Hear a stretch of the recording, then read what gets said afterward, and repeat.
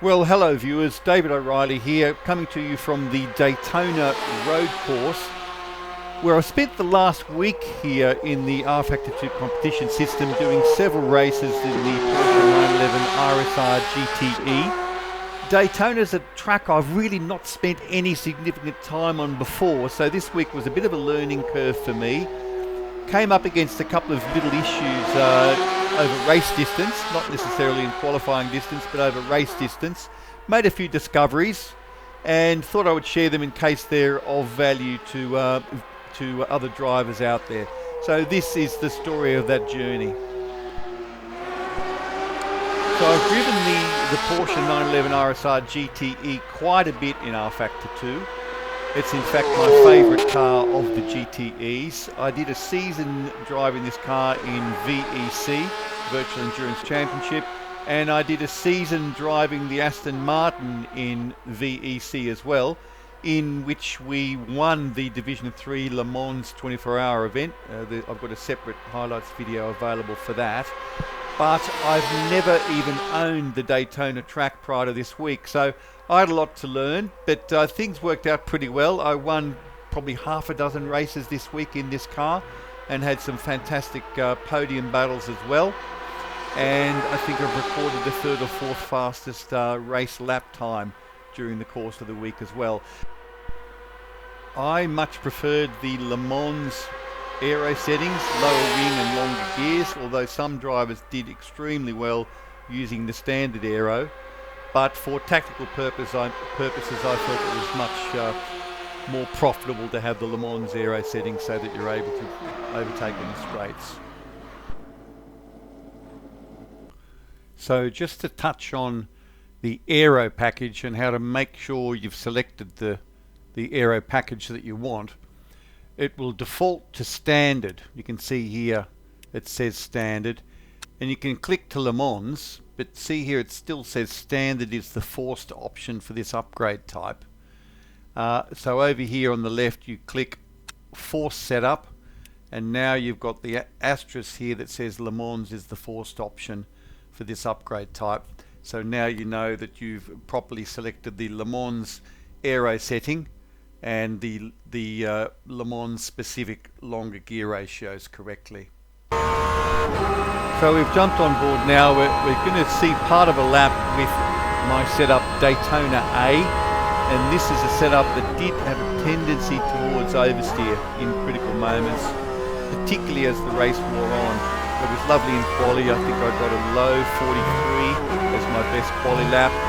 But you can see here in the infield, this is the first horseshoe, really managing quite a bit of oversteer on exit there, which as race distance evolved and rears started to overheat, this became a bit of a problem area for me, and my performance in sector 1, which is the infield, became quite a variable, and I was pretty vulnerable there to attack because I had to be pretty gingerly approaching how the car might handle. You can see there a big correction for a kick of oversteer on exit.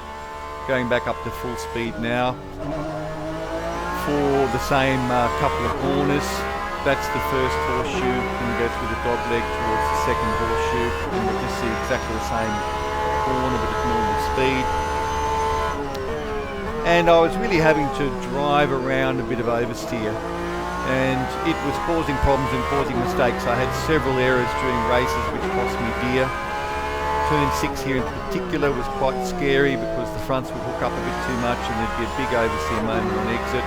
So I had to really watch my braking marker and be quite gingerly approaching turn 6. It was, however, lovely through this Le Mans chicane on the backstretch, particularly on exit. A bit tentative on entry that it didn't sort of hook up at the front and drive me into the wall, but the front grip was fabulous on exit.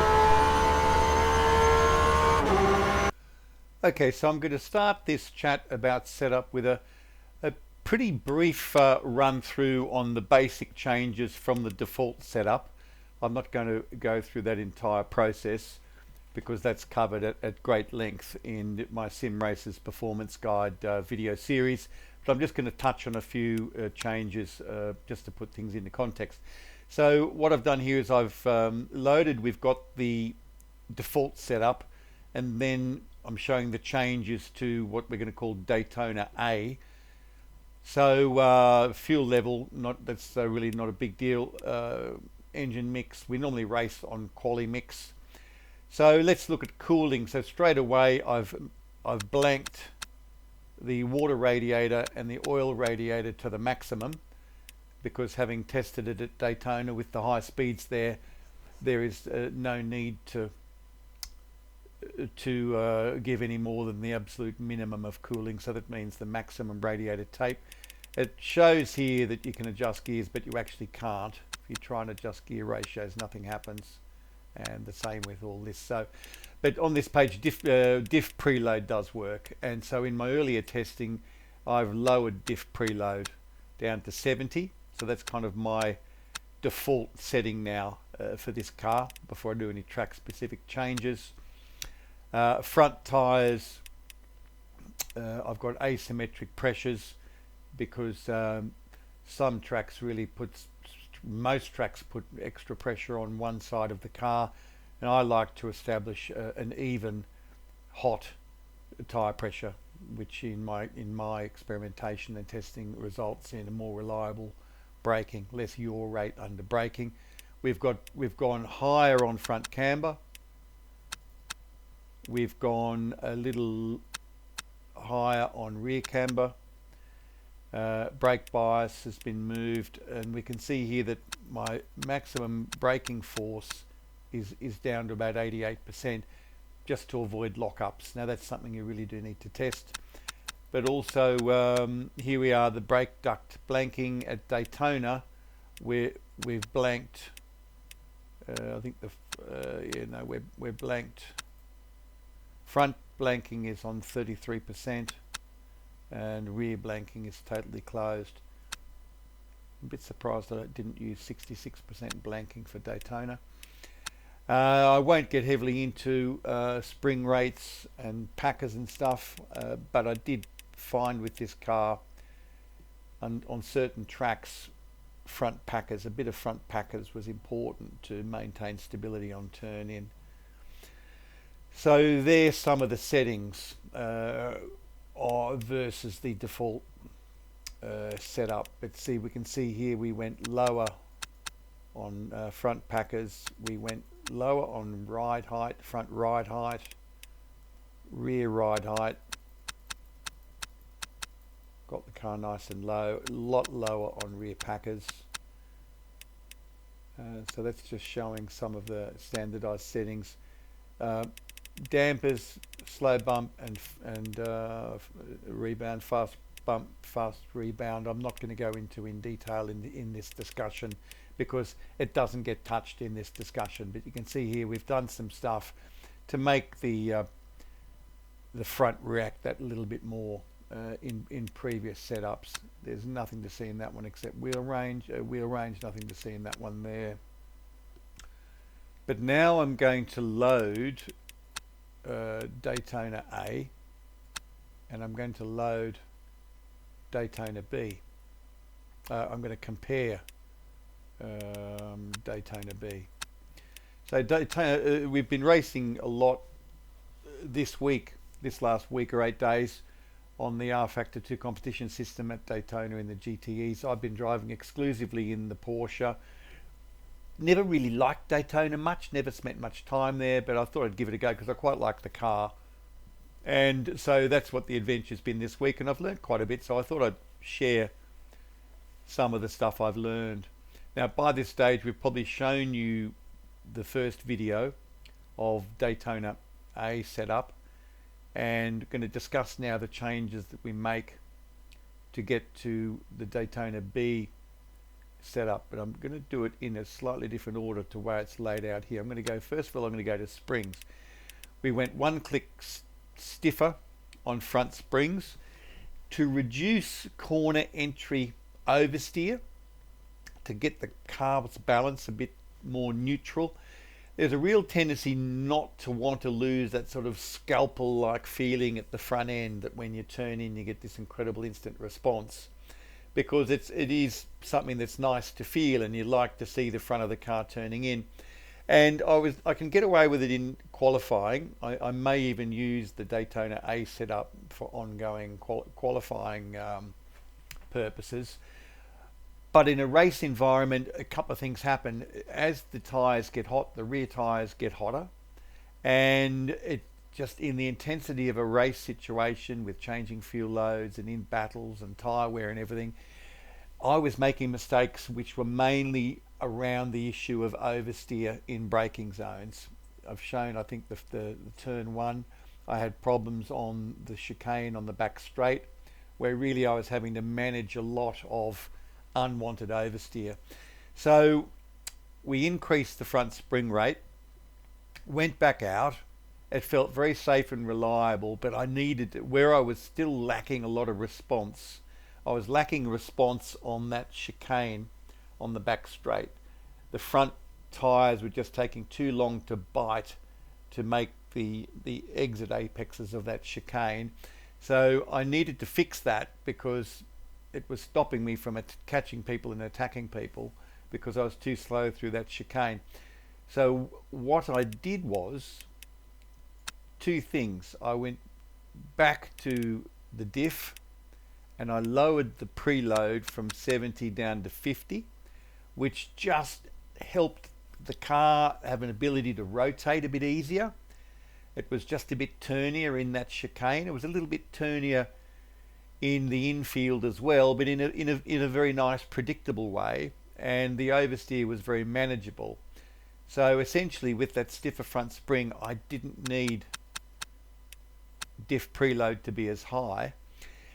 And I wanted then to experiment with other things too, and I experimented here, well, with traction control. I actually lowered it to 2. I haven't saved that, but I lowered it to 2 because the car, I just needed a bit more rotation. And I increased the on the traction control slip angle from 2 to 4, which just allowed a bit more yaw rate before the traction control kicked in, because I just needed the car to rotate a bit more on exit. So it was lovely on entry, very safe on entry, very predictable.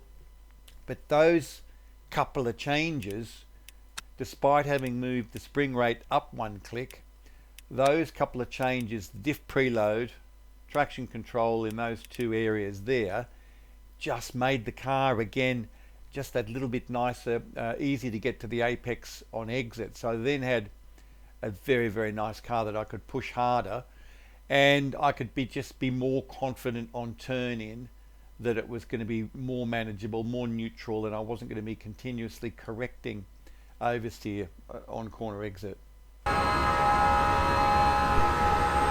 So we needed to test these changes effectively over race distance, because it was over race distance that the A setup was really sort of showing its issues.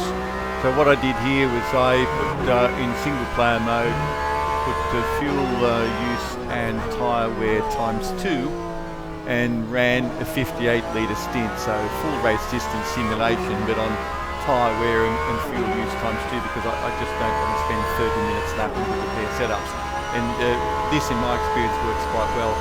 So the changes aren't incredibly dramatic, but you've just got that little bit of extra confidence entering these tight corners, particularly this one here, turn 6, because if you just overstep the mark ever so slightly or turned in that little bit too sharply with the A setup, it would really bite back and mess up your exit. But with the B setup, I was much more confident into turn 6, and we're coming up with a chicane here, which I might show a couple of external views. This was a bit rubbish until I did the traction control change and the diff change. So when I first did the spring change, entry was lovely and confident, but exit this point, now the front just wouldn't hook up.